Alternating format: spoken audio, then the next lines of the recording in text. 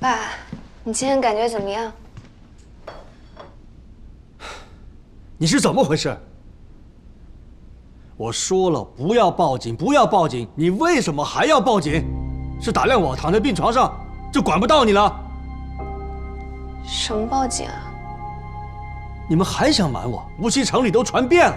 一个上午接了几个电话，表面上是慰问我，其实是拐弯抹角问我被骗了多少钱。你也长大了，能不能懂事一点，有点大局观？这么点小钱花了就花了，哪有企业形象重要？做生意最讲脸面，你连这一点轻重都分不清，这么小几百万，怎么就让你过不去呢？你是我唯一的亲生女儿，我以后的钱都是你的，你急什么？你胡说什么？小光什么时候报警了？不是你们报的警。我听明白了，有人报警说被诈骗了，扯到了你身上，许多人就来问你，是吗？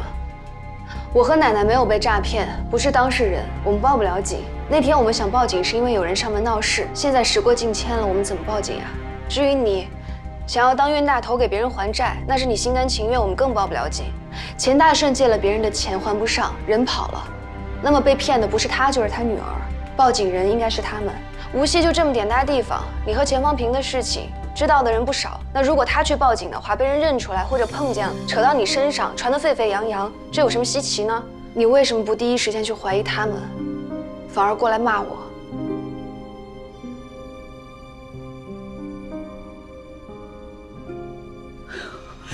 小光，我的乖孙女，你不气不气啊？奶奶帮你骂他。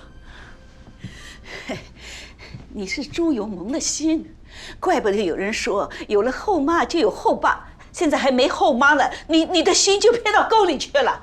我不伺候你了，我也不管你了。你不是有钱吗？你多找几个顾问，多找几个护工啊！你让钱方平和钱大圣来伺候你，你们才是一家人呐。小光，我们走。你觉得我报警，想要把钱拿回来，不考虑你的脸面？我还不够考虑你的脸面吗？马念元假冒我的名义约雨森到无锡，雨森在路上出了车祸，从此再也拿不了手术刀，职业生涯全毁。这件事情我告诉过妈妈吗？告诉过奶奶吗？我没有告诉过任何人。雨森也是，在知道真相后，没有对他任何一个家人提起过。我们还不照顾你的脸面吗？这里头还有小玲的事，小玲车祸是马念元害的。可是我们换来的是什么呢？换来的是你更针对他，甚至卡他的股份转让。当然，这是你作为股东的权利，所以我从头到尾都没有找过你。但是我真的想不明白，为什么你对间接毁掉别人的职业生涯一点愧疚都没有，反而在知道真相后变本加厉？是因为你觉得自己对不起别人所以心虚吗？所以反而更加的做出一副不在乎的样子来掩盖自己的罪恶感吗？聂时光，你口口声声说我是你唯一的亲生女儿，可是这些年你忙着照顾你的初恋情人和他的女儿，你把我放在哪里啊？我在南京念书，你来看过我几次？我在苏州工作，在知道雨森的事情之前，你来看过我吗？一次都没有来。雨森误会是我约了他去无锡，所以他恨我车祸之后对他不管不顾，太无情。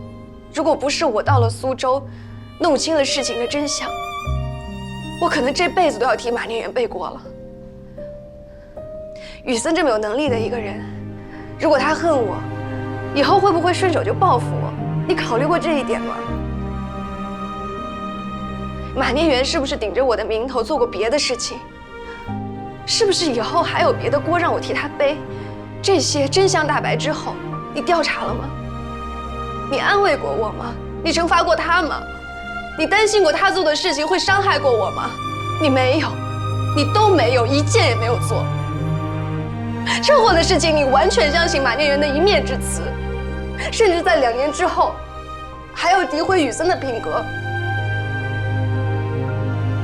今天是他们报了警，你第一时间没有怀疑他们，反而怀疑我。爸爸，你到底有没有像你说的那样爱我呀？你是在骗我，还是骗你自己？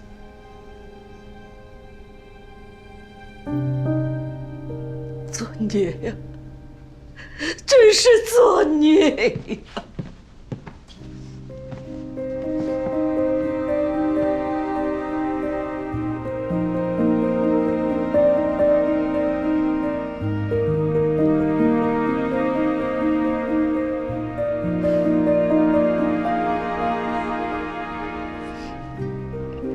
你怎么来了？在楼下碰见阿姨，就陪她一起上来了。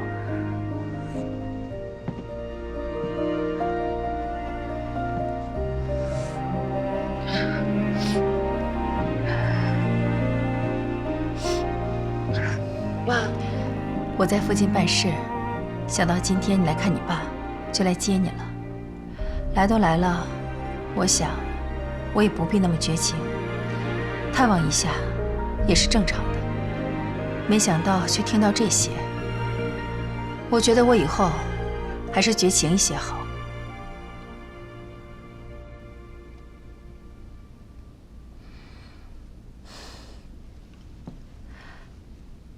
希光，你受了这么多委屈，为什么不告诉妈妈？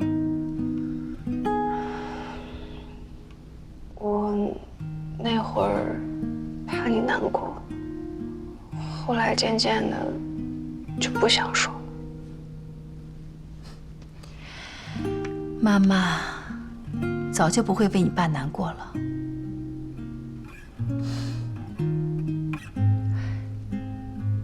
小林，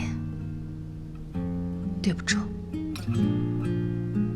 阿姨，跟你和希光，还有爷爷奶奶没关系。你妈妈知道这事吗？我想，一场普通的车祸对她来说更容易接受一些。委屈你了。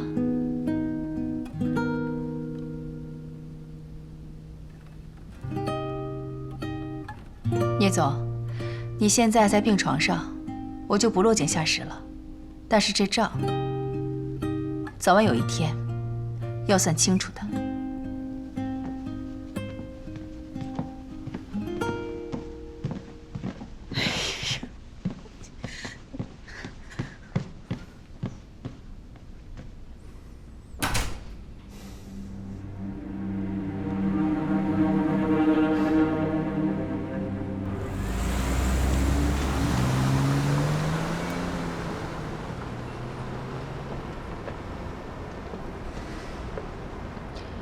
时间不早了，大家一起吃个饭吧。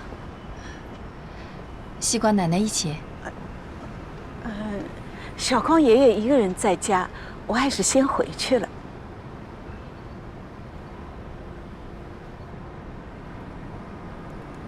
那好吧，奶奶你怎么回去啊？给我安排车了。那我送你到车上。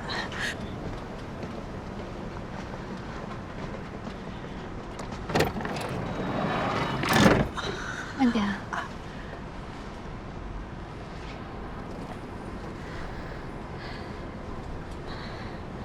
小林啊，等那些事过去了，你一定要再和小光到奶奶家来，奶奶给你们做好吃的。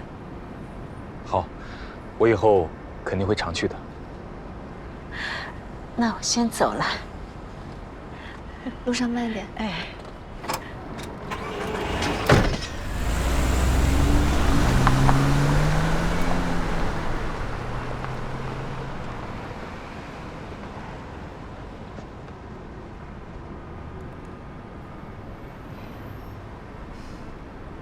我们吃个便饭吧。最近你们来回奔波累了，待会儿吃完饭就在家里住一个晚上，别回苏州了。小林也是，别来回跑了，家里头客房现成的。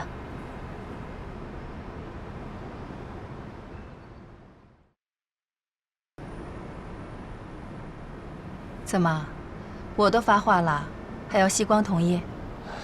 不是，我就是有些担心他。谢谢阿姨。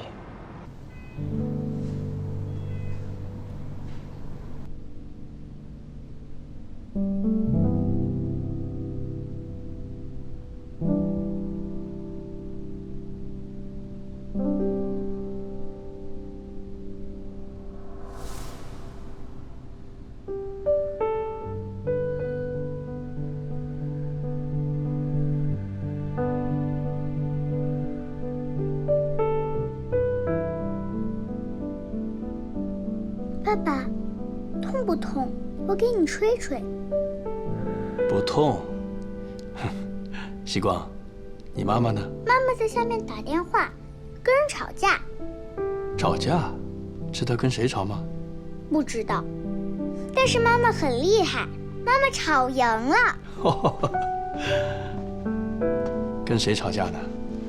没吵架，我就说话声音大了点。老黄，他又出什么幺蛾子了？都弄好了，你呀安心养病，别操心了。我让爸妈来接西光，晚上我陪你。不用，我一个人能行。你这个病是累出来的，属于功劳病，我可得好好照顾你。怎么，不是累出来的就不照顾了？别抓我画饼。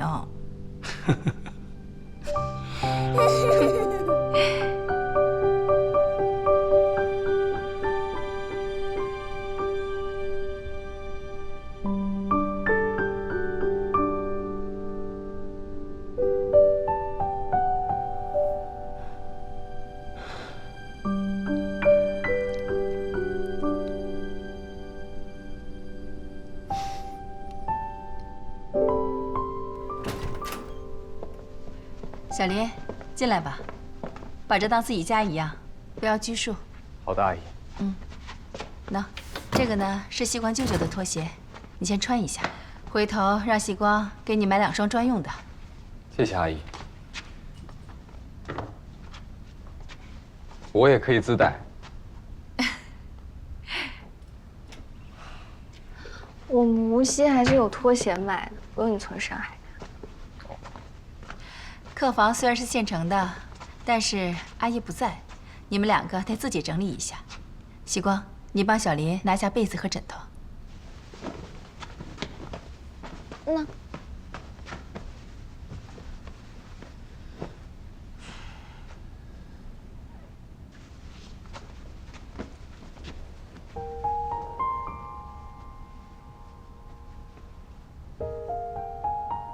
我已经没事了。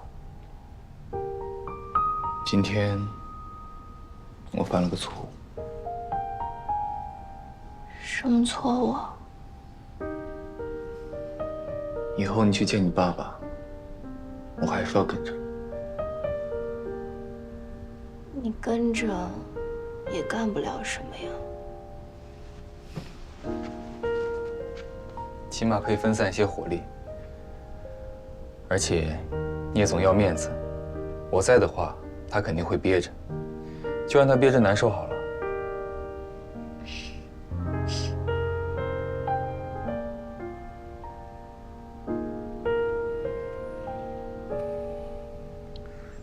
刚刚吃饭的时候，我在想，我好像有点过分。哪里过分？你只是说清楚真相。聂叔叔本来情绪就很差，你不说清楚，为了报警和留言，他心里更生气，对身体更不好。不是对他，是对你。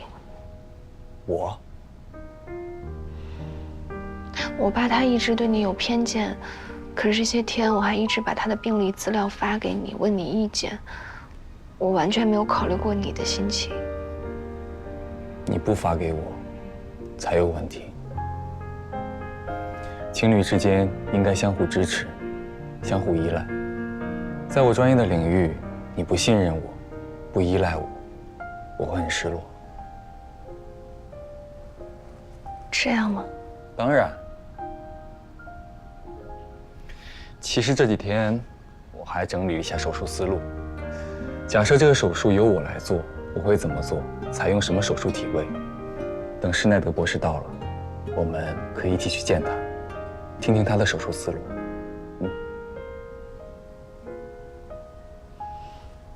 谢谢你。你非要说谢谢的话，我就收下了。不过，你先帮我解决一下现实问题。什么？你家这个床单设计不合理，怎么横着铺、竖着铺都觉得短？啊？会吗？你拎着那边，我看看。我看。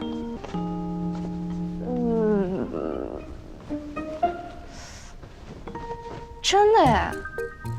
这个床单怎么设计的？它为什么是正方形？这边应该在床头。应该是这边是床头。我刚发现它这个3边都有花边啊，真的。你听我的，就这样，是吧？好像是这样。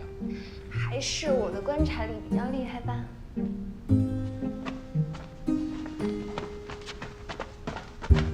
这里是厨房，半夜你要是饿了，可以来翻冰箱。我才第一次上门，你别教唆我做坏事。好像没什么适合半夜偷吃。我不在家，冰箱这么寂寞吗？没事。还有这里，我的秘密基地。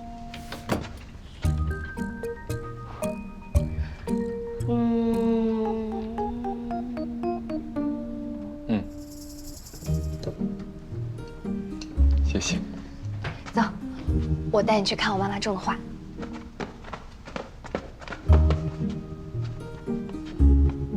那，看。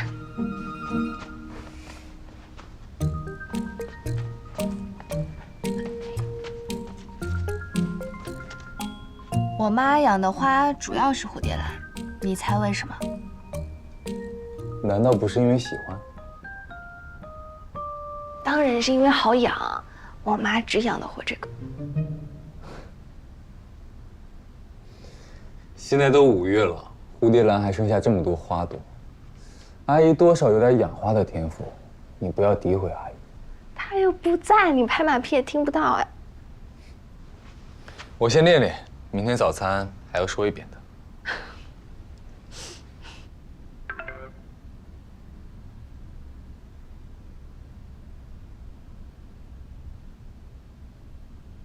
西瓜，今天的事，爸爸向你道歉。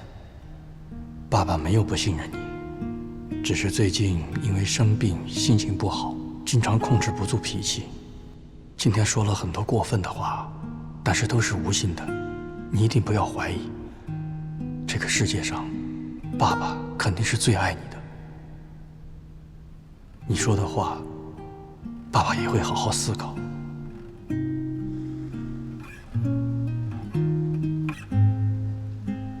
我爸给我发微信道歉，但是我好像没办法那么轻松的回复没关系。但是他又生了这么大的病，我又不忍心。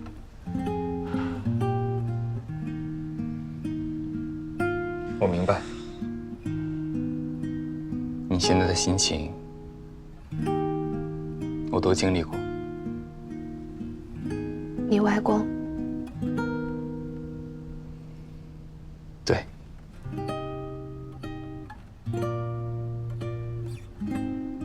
走，我们到楼下透透气。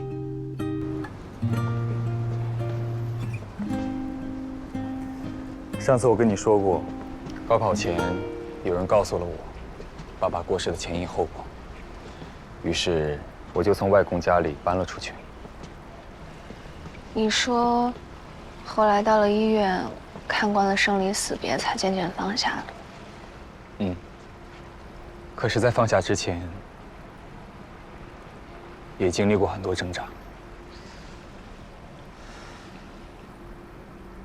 记得那个时候，刚搬出来没多久，外公生了一场病，需要做手术。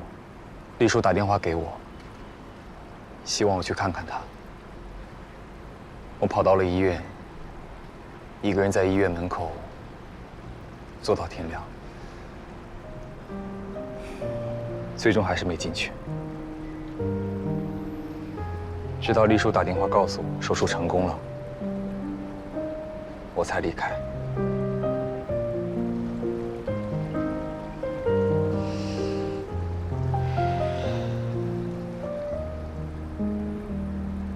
跟情感有关的一切，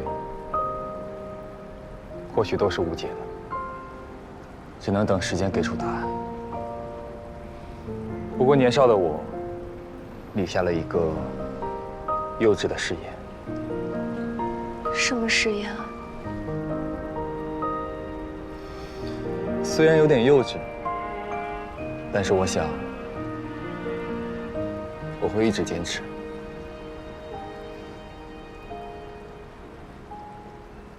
那会儿15岁的我，对自己说，以后一定要对自己爱的人很好，不论是亲人，还是恋人，我要让我爱的人，永远不会因为我遭受道德原则和感情冲突带来的折磨和痛苦。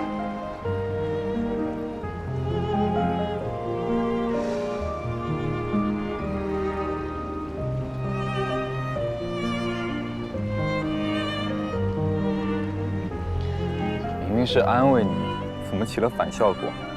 怕你说哭了。没有，我就是想到那会儿才15岁的你，小小的，一个人坐在台阶上一晚上，我就很难过。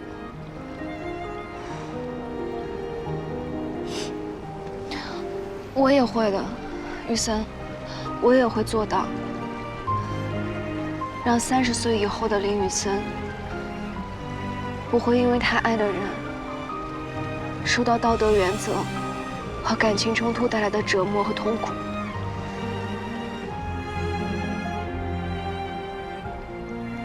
好。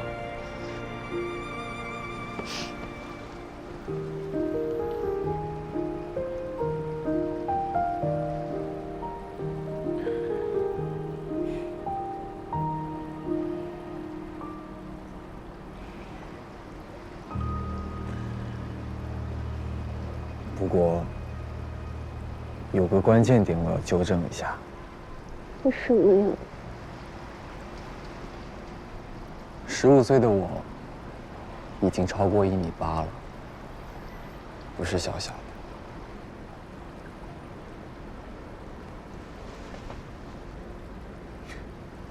哎呀！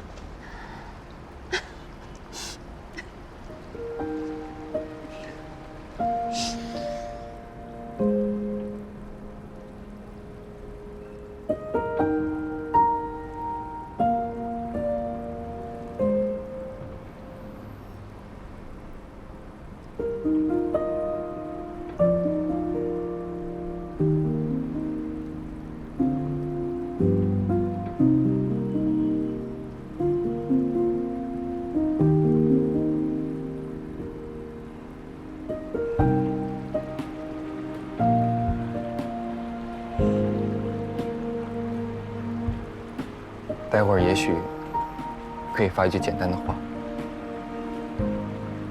不为任何人，只是为你自己。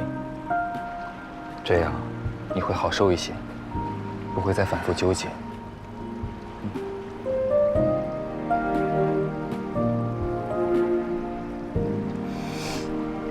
然后好好睡一觉，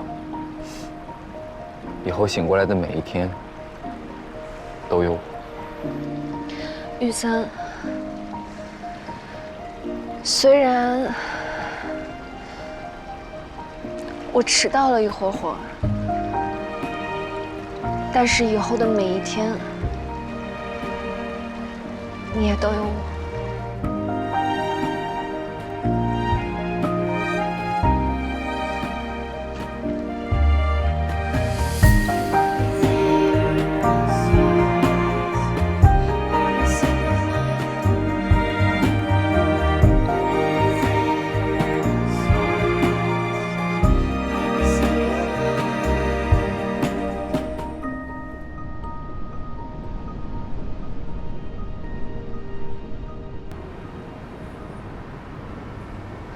奶奶，我没事，我和雨森已经在回苏州的路上了，我们10点钟还有个会议。小光啊，你工作忙的话，别来回跑了啊。早上接到你爸爸的电话，他跟我认了个错，我和你爷爷这会儿还是来医院看他了。你爷爷说要骂他，到了看他这样子又不忍心了，自己生的有什么办法呢？不过我瞧着他今天倒是消停了很多，大概是你昨天骂了他一通，把他骂醒了，有点反省的意思哎。对他后续手术没什么影响就行。没影响，凡是好事。前几天他暴躁得很，脾气很坏，医生一直跟我们讲要稳定病人的情绪，安慰安慰他。可是我们说啥也没用啊。现在阴差阳错的安静下来了，也不乱把火来。那就好。小光啊，有一件事奶奶一直想提，现在都不好意思提了。什么事啊，奶奶你说。之前你说小林是很厉害的外科医生，奶奶想说，等那个杨医生过来了，是不是替我们跟杨医生沟通一下？我们什么也不懂呀，虽然有顾问，总是没小林自己人放心。可是现在我都不好意思开这个口了。奶奶，雨森一直在帮爸爸看他的病历资料，给过很多意见。等手术方案来了，他也会帮忙看的。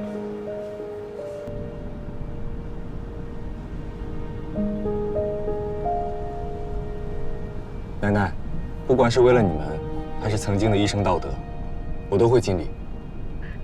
小林啊，谢谢你啊！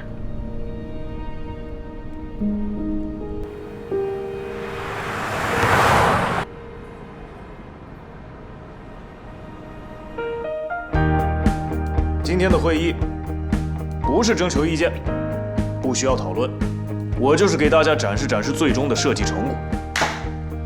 老王好啊，好久没看你这么意气风发了。管他是哪里来的洋和尚，我现在有信心跟他拼一拼。汪总说得好，大家都提起劲儿，下周的开票大会我们铁定拿下。开标大会在苏州，下周6一大早，我们打算周5就去苏州住下。在苏州啊？那太好了，到时候我和雨森送你们出征。那感情好，可惜封腾对参会人员有严格的限制，不然我都打算带你一起去。那肯定不能冒险，盛信杰说不定盯着我们，想揪小辫子呢。万一被他举报违规，废标就完蛋了。哎，可不行说这个啊！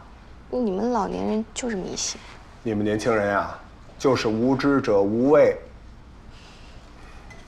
啊，雨森今天怎么没来？他早上在公司加班，准备下个月部分设备入场的事情，下午还要去趟上海见脑机接口的席教授。他真打算去研究所啊？真的，他现在每天花很多时间在这上面。不过厂里的事情也没有落下。那真是精力充沛啊！是哦，双开都不会累的，可能是永动机变的。啊，对，你爸怎么样了？手术也很久了啊，该出院了吧？还没出院，在医院做复健呢。哦，那恢复的怎么样？当时手术很成功，但是这个病是这样，哪怕肿瘤成功剥离了，听力还是会受到影响，应该无法恢复到从前了。但是能保留部分听力已经很幸运了，面瘫情况也好很多了。哎呀，你爸最要面子的一个人，肯定很难接受。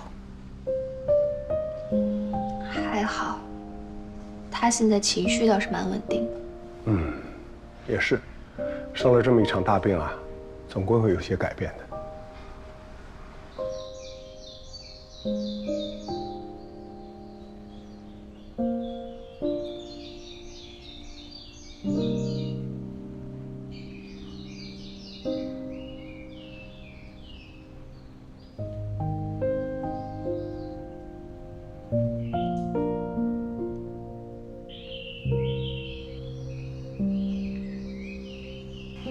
正确率比之前还是有进步的。这样的训练还要多久？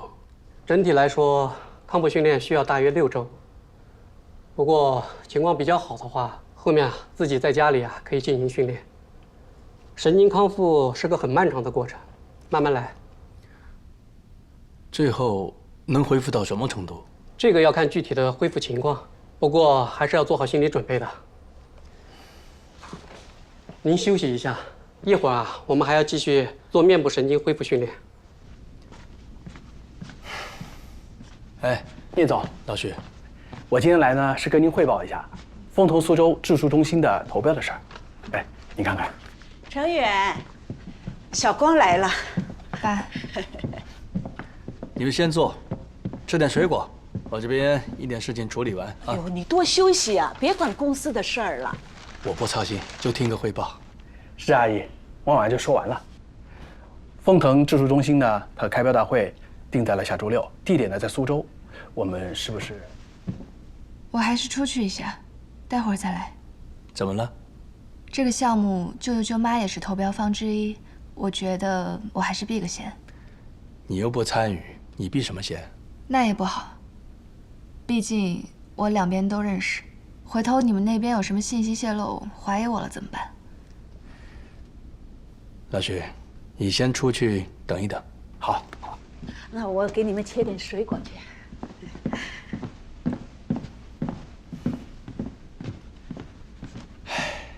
你这话是还在怪我上次的事？那天事发突然，爸爸是武断了一些，冤枉了你。我向你道歉。不是，的确避嫌一下比较好。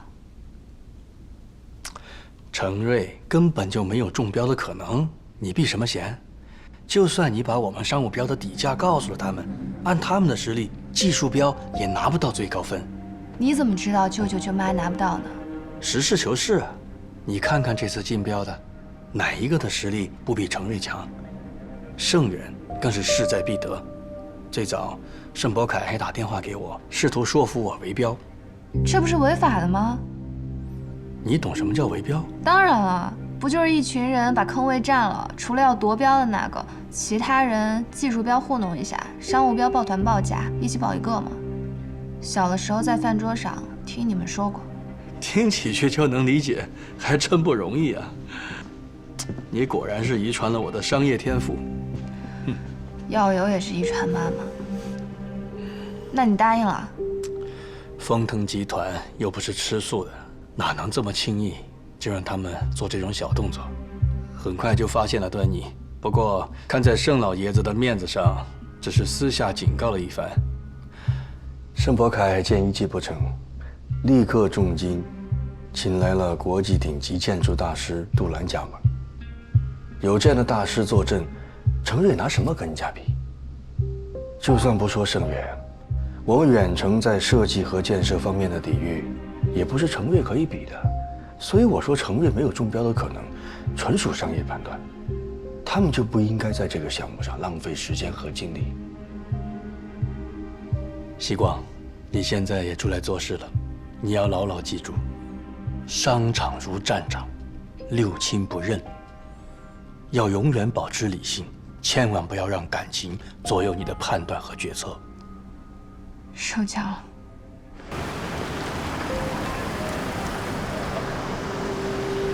对，一会儿咱们到里边拿到会址啊。激光，你们送我们过来就行了，别在这儿等我们。这开标大会不知道什么时候结束，而且一进去就要上交手机，大家也联系不上。好，舅妈，商务标是不是也今天开？按招标文件上的说法，都是今天，这样最好。时间长了，也许有救猫腻。那今天就能知道最终结果。对。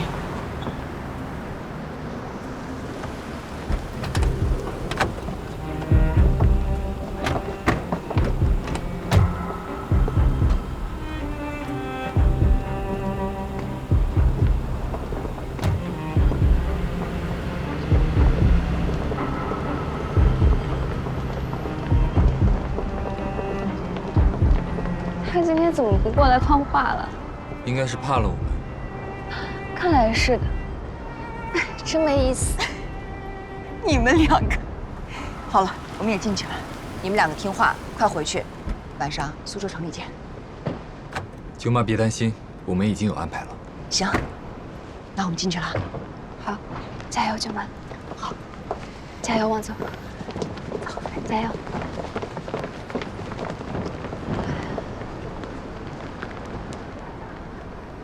我们有什么安排啦？我怎么不知道？哦，是这样。附近有个楼盘，我有点兴趣，我们一起去看看怎么样？看房？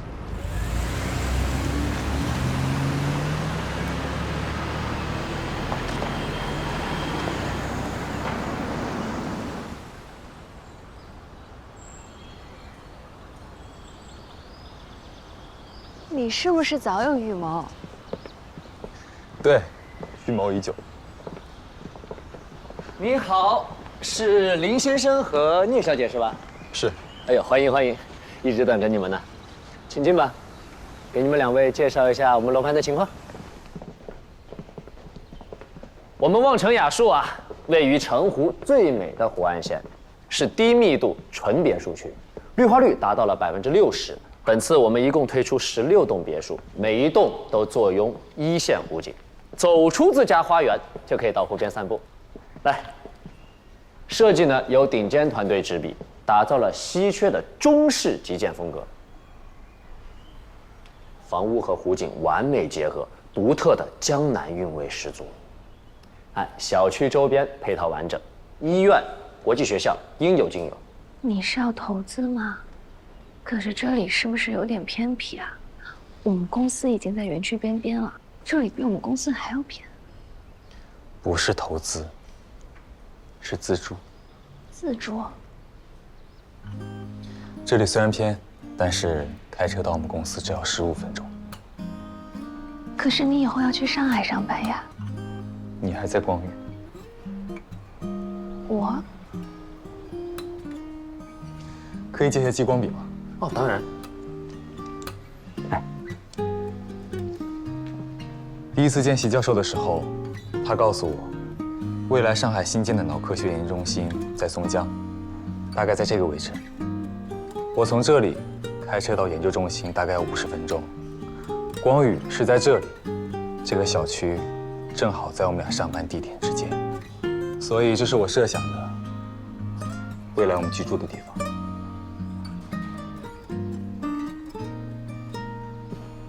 那我们的房子可太适合你们夫妻俩了，我保证，没有比我们位置更好的房子了。那倒不至于，还有2个楼盘，我们也可以去看一下。没有我们这儿好，我们的物业呀是我们集团自己的，服务品质那没话说。秋天，业主还送免费的大闸蟹。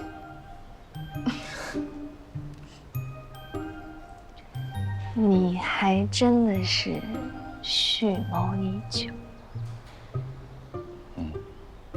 一直在偷偷摸摸的研究。那好吧，为了不辜负你的研究，我们就一个一个的看过去吧。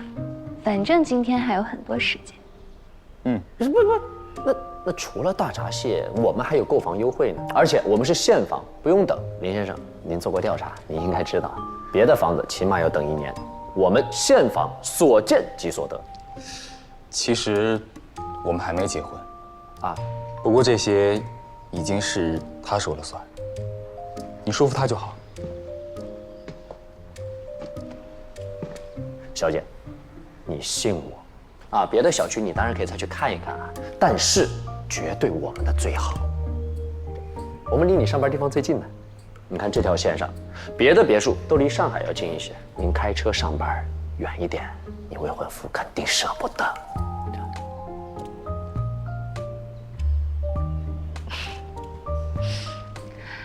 你说的有点道理，那麻烦你带我们去实地看看。哎，来，请。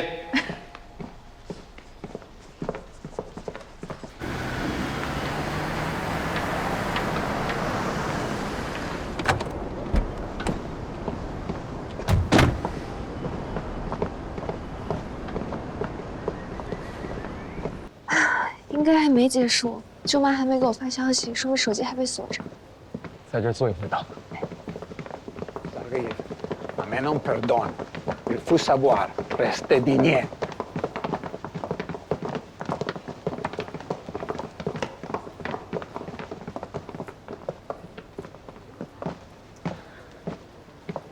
你帮着外人损害集团利益，这件事我会毫不保留地向爷爷汇报。程瑞中标了，谢谢你告诉我们这个喜讯。邢杰，你这次虽然落败了，却有了第一时间亲自向董事长汇报的勇气。我想董事长一定会欣慰你的成长。你等着，今后加油。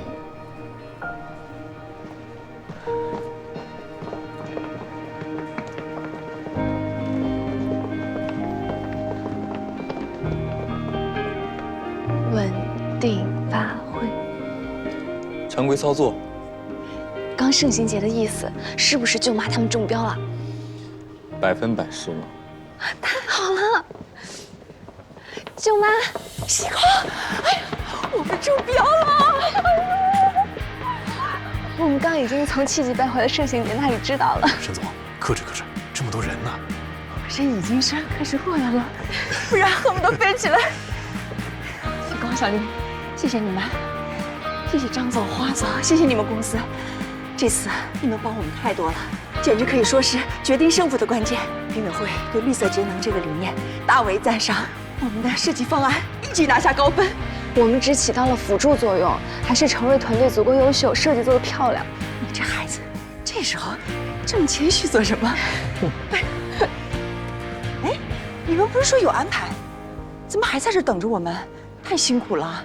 哎呀，不辛苦，我们出去了一趟又回来的，才回来。对，舅妈，我们没一直等，刚和西光去买房了。啊？买房？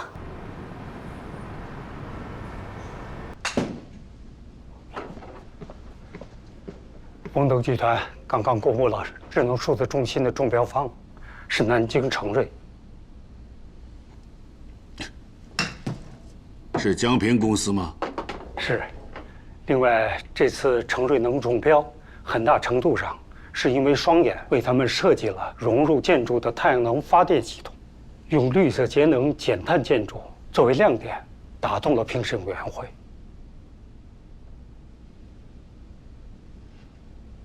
爸，爸，你也不年轻了，别整天跟个没头苍蝇似的乱窜。爸，邢杰这次别说了，我不会怪他的。毕竟是我的长孙，没有那个本事掌管企业，将来做个富家子弟也不错。爸，你再给邢杰一次机会吧，这次只是个意外，你不能因为一次成败就彻底放弃他。再说，这次若不是宇森吃里扒外，拿着你给他的资源去给别人做嫁衣，邢杰也不至于错失这个项目。一次，你自己数几次了？集整个集团之力，被人家4两拨千斤打得屁滚尿流，还有脸到这儿叫屈？输了就输了，连服输的气量和胸襟都没有，不成大器。你给我滚出去！爸，博凯，我看你还是先回去吧。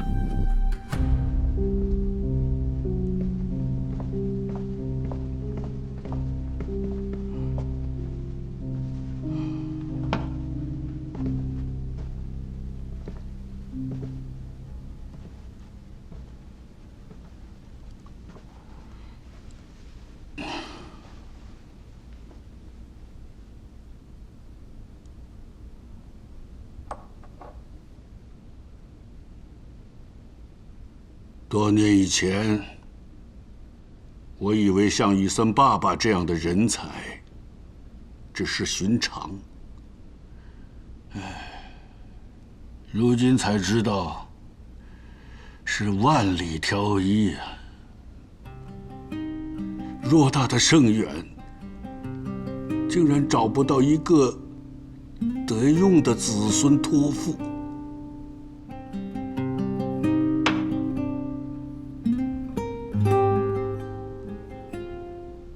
老李，过几天我们去一趟苏州。好。西光上次来看我的时候，你也在。现在看来，他那会早就参与到程瑞的设计方案中。当时，你看出来了吗？那会儿我很快出去了，没什么印象。所以你也没看出来。不怪你，他脸上是一点都不露啊。好，瞒得好。盛伯凯处心积虑要捧他儿子上位，没想到我女儿轻轻松松就把他拿捏了。不愧是我的女儿。正所谓虎父无犬女，这是家学渊源。不过盛远博凯总那边会不会对你有意见？我远程也没中标，他能对我有什么意见啊？再说，儿子没用成这样，他以后在盛远的地位能不能保得住，还是两说呢。不用太在意，说点好听的话，面子上过得去就行了。好，聂总，得出发去医院复健了。那聂总，您好好休息，我去把后续工作安排一下。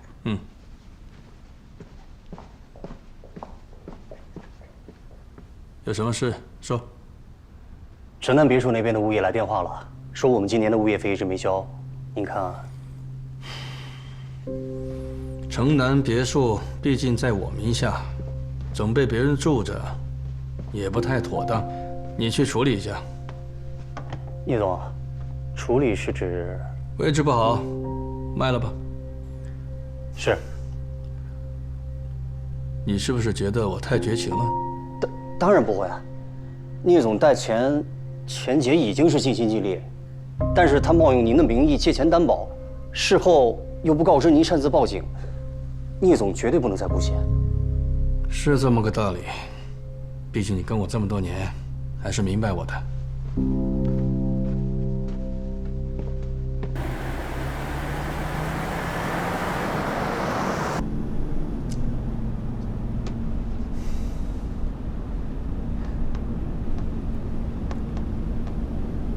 恭喜你。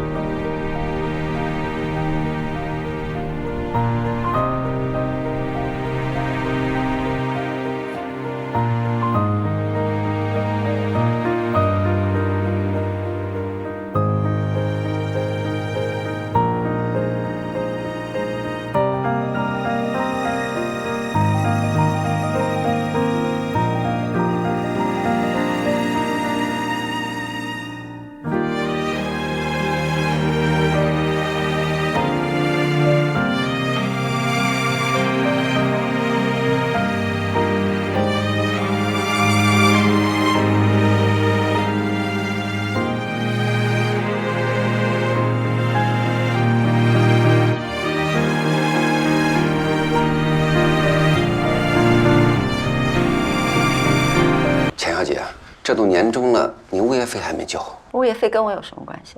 你该找谁找谁。哎，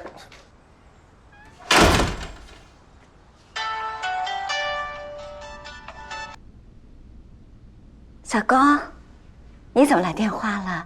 是程远让你打来的吗？他怎么样了？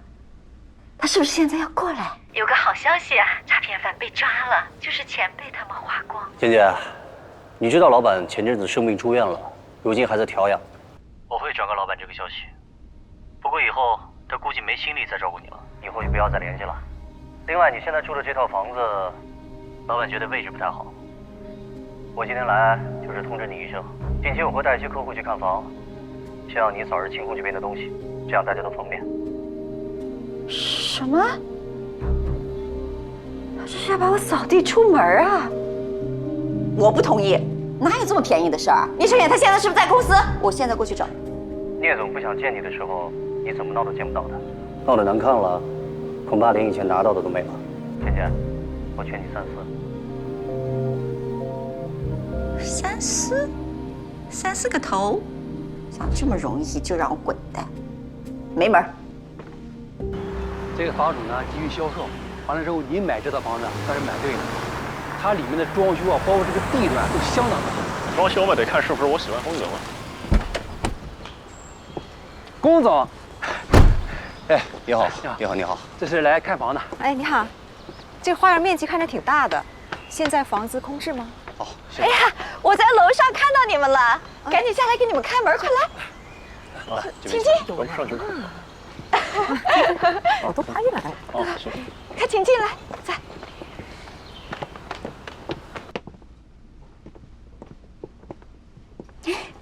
你随便看啊，别客气。有人住着呢，你是这房子的房主吗？哦，钱小姐是租户。哦，对，我是租户，不是房主。不过在这儿住了也有好几年了，你们要了解情况，问我最清楚了。那你是要退租了吗？是啊。哎呀，其实住着也有感情了。要不是我老公在这里得了病死了，我也不会搬走的。这房子死过人？不是你怎么回事啊？我千叮咛万嘱咐你调查清楚，调查清楚，千万别有这种事。你现在弄个这样的房子来，你不是浪费我时间吗？你这个不是，我们都已经仔细打听清楚了。龚总，您这到底怎么回事啊？这房子绝对没死过人。钱小姐，请你不要瞎说，你这样说是要负法律责任的。是我嘴快说错了，我老公没死在这里，是在这里得的病，死在外面了。怎么这么哎，龚总，没您这么卖房的。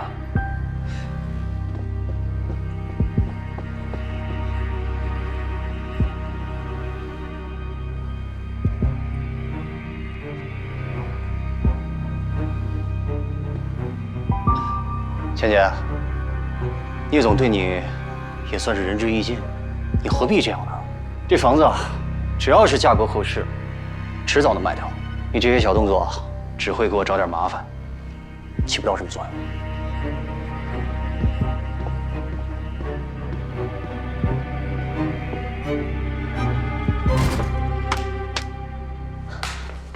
用。妈，怎么办？我们真的要搬走吗？估计出不了多久了。聂秋妍真是狠心，一点旧情都不讲。这男人就是这样。当年要是他先遇到条件好的，说准甩我比我甩他还快呢。赶紧把咱们的衣服、包包全部收拾收拾，把租出去的老房子收回来，搬回去吧。反正这些年我也享受到了，不亏了。怎么会不亏啊？我本来生活得好好的，家里有房子，我可以找个稳定的工作，嫁个合适的老公。可是你把我的生活完全改变了，你把我带到这里，见识到了这一切。你现在一句轻轻松松的回去，我怎么回去啊？你知道我每天因为你顶着多少异样的眼光吗？这里的人谁看得起我？可是我有什么办法？我什么都不懂的时候就被你带过来，我总是安慰自己未来会好的，我会有光鲜亮丽的未来。可是突然什么都没有了，像场梦一样。搬回老家，以前的邻居会怎么看我？怎么笑话我？我的人生才刚刚开始，就被你毁了。面媛，别喊我这个名字，听着恶心。妈，你永远都只想你自己。你太自私了！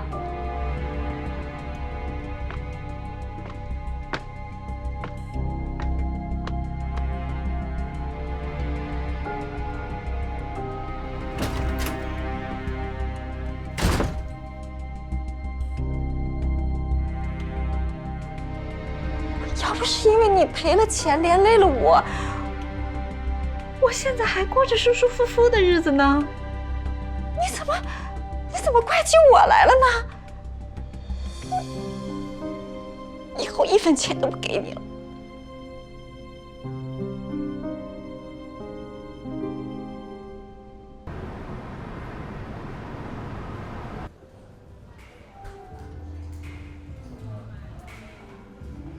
蓉蓉思亮，你怎么工作日突然跑到我公司这边啊？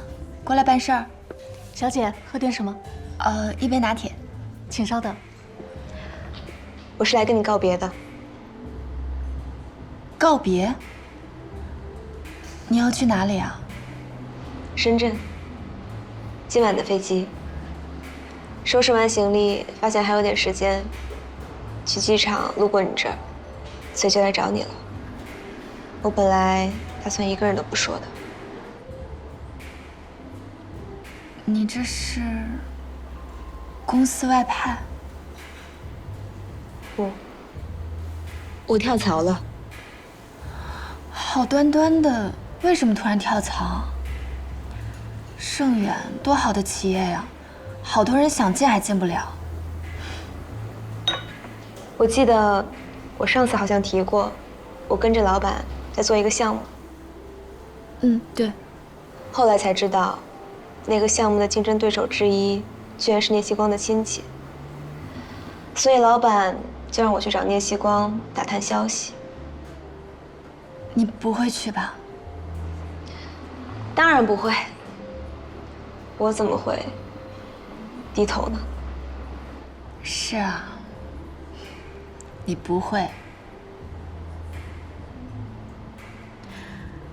结果上周开标，老板输给了他们，输给了希光的亲戚。你老板就迁怒你？你难道因为这个跳槽？他迁怒所有人，不过倒是没开除我。他以什么理由开除我呢？他要是真开除我，倒也好了，我还能拿笔补偿。我是主动跳槽的。他不是我想象中那种有能力、有魄力的老板，我没有必要在一棵树上吊死。而且，所有人都知道他大势已去，继续在他手下，我不会有任何上升空间。这么听起来，跳槽也挺不错的。不过干嘛跑深圳那么远啊？上海再找一个不好吗？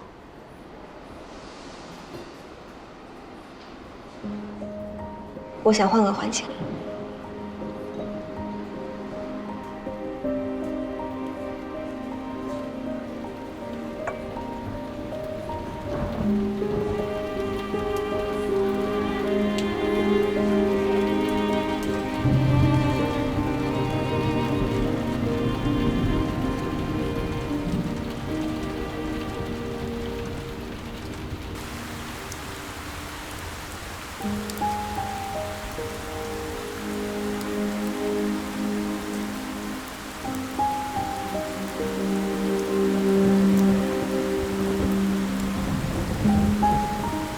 大学毕业的时候，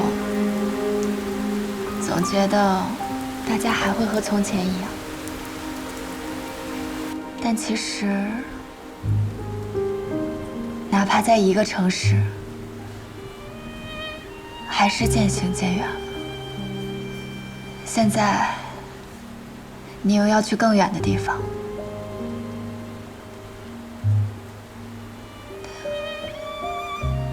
你跟庄旭道别了吗？我们好像很久以前就道别了。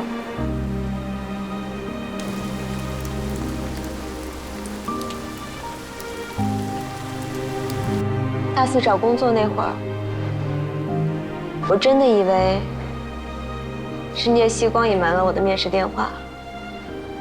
那个时候，我又生气又兴奋，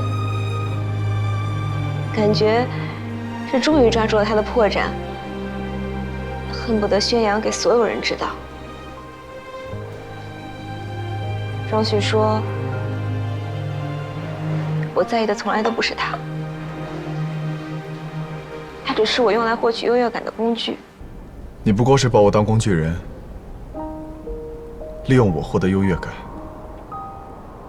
你把他当假想敌，从来不是因为我。他怎么能这么说？后来想想，也许他说的竟然是对的。也许我从来不是因为他而在意聂希光。我一直困在自己的过去中。